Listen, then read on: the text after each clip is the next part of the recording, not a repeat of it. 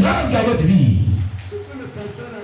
Ne commettez pas de bavures qui vont impacter votre vie avec des malédictions et même sur votre descendance. Attention! Ah oui! Ah oui! Je vous dis la vérité. Depuis qu'on s'est connu, il y a 7 personnes aujourd'hui qui regardent des actes qu'ils ont posés. Aujourd'hui, qui payent aujourd'hui le prix. Qui les regardent dernièrement. Qui avaient poussé les conseils, qui avaient poussé ce que la Bible dit. Aujourd'hui, tu les regardes aujourd'hui. Parce qu'il y a des actes qu'il ne faut pas poser, il y a des propos qu'il ne faut pas tenir, il y a des attitudes qu'il ne faut pas avoir. Écoutez, je le dis quand Dieu me le dit toujours. On le dit quel jour? Hein?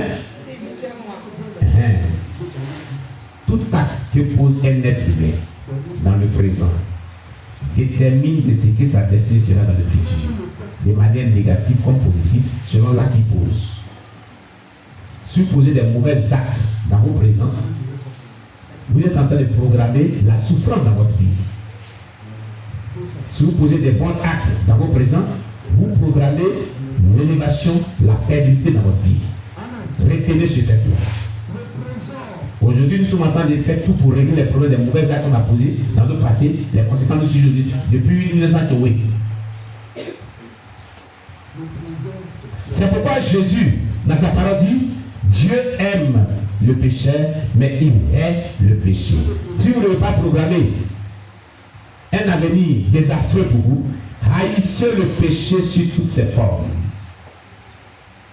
N'aimez pas le péché. Haïssez le péché sous toutes ses formes. Je vous le dis.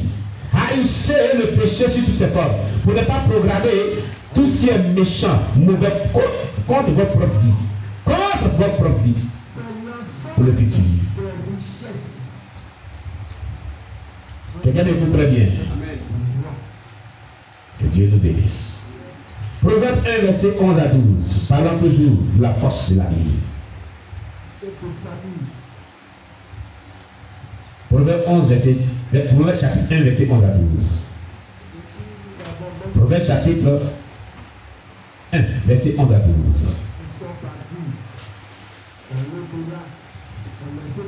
Alléluia. Proverbe chapitre 1, verset 11 à 12. La Bible dit, s'ils disent, viens avec nous, dressons des embûches, versons du sang, tendons des pièges, et celui qui se repose en vain sur son innocence, engloutissons l'air, tout vif, comme le séjour des bords, et tout entier comme ceux qui descendent dans la fosse. Vous voyez, les prisons de la fosse. Prison de l'oubli toujours. Amen. Un autre passage, Proverbe 27, verset 20. Alléluia. Je ne vais pas lire tous les passages. Alléluia. Vous les lirez en place. Après. Quand vous êtes enfermé dans une prison de la Bible, votre voix ne peut être entendue dans le monde spirituel. Et vos prières également. Parce que vous parlez. Regardez. Il y a des gens qui. Moi, ça m'est arrivé dans le passé quand j'étais un seul chrétien. Et il y a un nouveau appelé. Souvent, il dormait puis il étouffait. On appelle ça les esprits de mort d'étouffement. Et puis, c'est là. Tu écris au secours. Ou tu écris Jésus. Pour que Jésus la sorte. C'est comme si tu es loin. Et puis quand tu Jésus. Et tu te réveilles en sursaut. Qu'est-ce qui va arriver aussi dans le passé? Si vous avez déjà eu ça dans le passé, vous avez fait une prison satanique. Des morts. Des profondeurs de la vie. Des morts. C'est là où vous est arrivé d'être une prison des morts. Une prison satanique des morts. Ce sont des signes. Quand vous êtes enfermé dans une prison de la vie, votre voix ne peut être entendue. Vous parlez dans le monde spirituel, votre voix ne peut pas être entendue. Elle est petite. Le son, l'amplification de la voix est très petite. On n'entend pas. À peine on entend votre voix. Donc quand vous criez à Dieu au secours là, il met du temps pour venir au secours. On n'entend pas votre voix. Vous êtes enfermé dans une prison de la vie. Et vos prières également ne sont pas attendues. Donc tu pries. C'est l'une des raisons qui fait que beaucoup de prières ne sont pas exaucées. Parce que plusieurs personnes sont enfermées dans les prisons de la Bible. Très peu de ces prières sont exaucées. Très peu. Retenez Retenez cela. Psaume 130, verset 1 à 2. Psaume 130, verset 1 à 2. Alléluia. Psaume 130, verset 1 à 2. La Bible dit, du fond de l'abîme, je t'invoque, ô Éternel. Seigneur, écoute ma voix. Que tes oreilles soient attentives à la voix de mes supplications. Pourquoi il te dit écoute ma voix? Parce qu'il avait l'impression comme si Dieu n'écoutait plus ses prières. Parce qu'il criait à Dieu, mais la situation restait toujours la même. Il n'y avait pas de changement. Vous vous rappelez, David l'a expérimenté. Alléluia. Donc, des méchants jettent une victime dans la prison de la Bible parce qu'ils veulent détruire l'arbre avec son fruit. C'est-à-dire détruire son avenir, son étoile et sa vie. Quand les sorciers le font, voilà leur objectif. Il veut détruire ton étoile, il veut détruire ton avenir, il veut détruire ta vie. Voilà pourquoi ils jettent dans des prisons de la Bible. Détruire ton étoile, détruire ton avenir, détruire ta vie, détruire les fruits. C'est ce que ta vie doit produire. Voilà l'objectif visé par les sataniques qui jettent des gens dans les prisons de la Bible. Les sorciers qui jettent des gens dans les prisons de la Bible. Voilà le cas. Il y a des gens qui sont dans une autre vision du corps. Acclamez Jésus pour vous. Alléluia. Jérémie 11, verset 18 à 19. Vous allez voir Jérémie, c'est ce qu'on a dit de lui. Le prophète Jérémie. Donc, même si les grands hommes de Dieu comme David, comme Jérémie ont vécu cela, tu as dit. Tu vas dire ça. Tu as dit. Hein? On parle des hommes de Dieu tels que David et Jérémie qui ont vécu prison de la vie. Prison de la fosse, très profonde. Ta relation avec Dieu est équivalente à la relation avec Dieu. Pour comprendre ce qu'il est en train de dire ce matin. Jérémie 11, verset 18 à 19 nous dit, l'Éternel m'a informé et je l'ai su. Alors tu m'as fait voir leurs œuvres. J'étais comme un agneau familier qu'on mène à la boucherie. Et j'ignorais les mauvais desseins qui méditaient contre moi. Détruisons l'arbre avec son fruit, retranchons-le de la terre des vivants et qu'on ne se souvient plus de son nom. Il parlait de lui. C'est que les gens complotaient faire. Dieu l'a révélé sur la vie, il l'a su. Ils l'ont représenté comme l'arbre. Lui, Jérémie, il est comme l'arbre. Détruisons l'arbre et son fruit. Et ce qu'il va produire sur la terre, détruisons son étoile, son avenir, son devenir, détruire avec tout. C'est comme ça les sorciers font dans la vie des gens. C'est comme ça les sataniques font dans la vie. C'est pour ça que ta vie tourne en rond. C'est pourquoi tu souffres aujourd'hui. Il va dire quelqu'un de Abraham. Si tu as attrapé, tu es l'arbre. Il disait de cela à Jérémie. Il disait de Jérémie, voilà ce qu'ils vont faire sur sa vie. Détruisons l'arbre, disent-ils, et son fruit, et qu'on oublie son nom sur la terre des vivants. Hey! Tu comprends? Alléluia! J'ai dit Alléluia! Amen. Est-ce qu'il ne t'a pas détruit ton fruit? Pourquoi tu oublies sur la terre des vivants? Hein? C'est qu'il dit là qui comprend? Toi aussi, est-ce qu'il ne t'a pas détruit?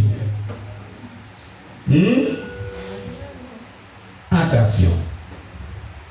Ici, l'Éternel dit qu'on ne détruit pas une craque qui contient du jus. C'est-à-dire une personne qui a une grande étoile, un grand avenir. Mais pour les méchants, c'est quelqu'un à éliminer. Les méchants sont les sorciers, les méchants sont les satanistes, les méchants sont les gens qui sont les agents du monde des ténèbres. Une telle personne, il faut qu'on l'élimine. Sinon, en temps normal, Dieu ne veut pas qu'on détruise une grappe qui contient du jus. C'est-à-dire que Dieu vous a créé, vous avez donné comme une grappe qui contient du jus. Vous avez un avenir potentiel merveilleux avec Dieu. Mais pour les satanistes, il faut détruire telle personne parce qu'ils dérangent. Nous ne voulons pas la réussite de quelqu'un. C'est pourquoi ils détruisent l'arbre et le fruit. Je ne sais pas si je vais comprendre. Amen. Hein? Amen. Alléluia. Ésaïe 65, verset 8. Ésaïe chapitre 65, verset 8. Ésaïe chapitre 65, verset 8.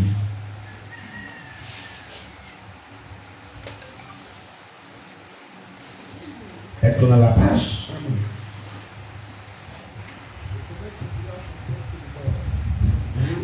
Alléluia.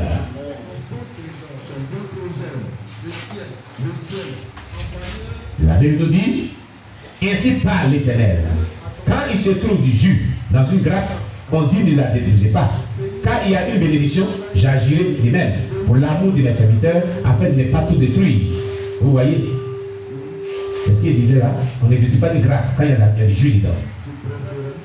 Si vous vous retrouvez, dans une telle situation spirituelle, enfermé dans une prison de l'abîme, vous devez mener le combat qu'il faut.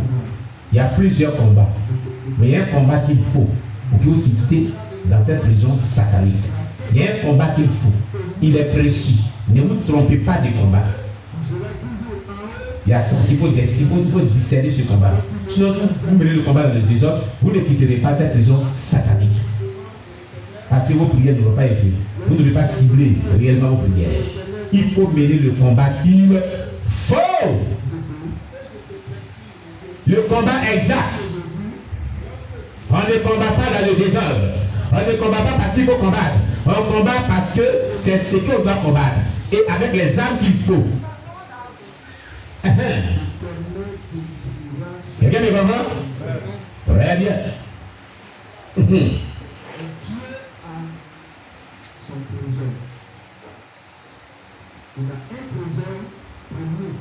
Donc, vous devez mener le combat qu'il faut pour sortir de cet abîme. Autrement dit, vous demeurerez engloutis avec tous vos biens, vos richesses, vos bénédictions dans cette prison de la vie. Et vous avez un meilleur potentiel, mais vous souffrez. Il y a des personnes comme ça, ici. Ils ont un meilleur potentiel, ils peuvent bien réussir, ils peuvent être bien, mais ils souffrent juste après le contraire. Ils peuvent même pas faire moins de quelque chose. C'est pourquoi je vous invite à entrer avec moi dans le combat de votre libération, par la stratégie que je vais vous proposer maintenant. Amen. Concernant la prière. Amen. Voilà. J'ai fait un bref rappel par rapport à cette prière concernant combattre les esprits des eaux et les esprits gardiens des prisons des eaux. Il y a plein d'aspects, c'est le dernier aspect. Pour tous les détails, voyez les vidéos précédentes. Amen. Quand on va parler des prières, plusieurs de la Bible, de la force là. Vous voyez vraiment les vidéos précédentes, les clips passés. Amen. Voilà, on avait parlé ça longuement. Amen. Voilà. On avait cité tous les signes, tous les symptômes des prisons de la vie. Amen. Les vidéos précédentes de tous les dimanches parlant des prisons sataniques, vous voyez ces vidéos-là. Alléluia. Je ne vais pas revenir dessus, mais je vais faire un bref rappel. Amen. Voilà. Parce que nous allons prier intensément. Amen. Voilà. Puisque nous sommes arrivés à la partie de la prière. Alléluia. Est-ce que quelqu'un est d'accord avec moi? Qui est d'accord avec moi? Acclame le Seigneur Jésus-Christ.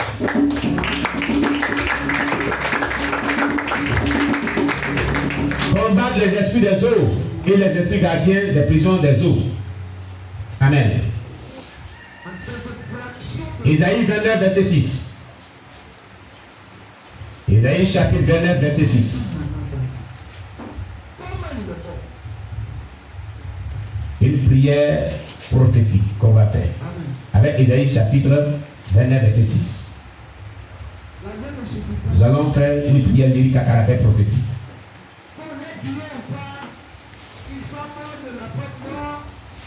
On se tient debout. On va prier.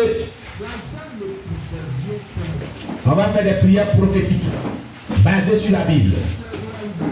Appelez les prières lyriques à caractère prophétique. Il est déclaré. Avec vie et foi. Il est déclaré. Selon le livre d'Ésaïe, chapitre 9, verset 6. C'est de l'Éternel des armées que viendra le châtiment, avec les tonnerres et des tremblements de terre, et un bruit formidable, avec l'ouragan et la tempête, et avec la flamme d'un feu dévorant. Au nom de Jésus. Il est déclaré, selon le livre d'Ésaïe, chapitre 9.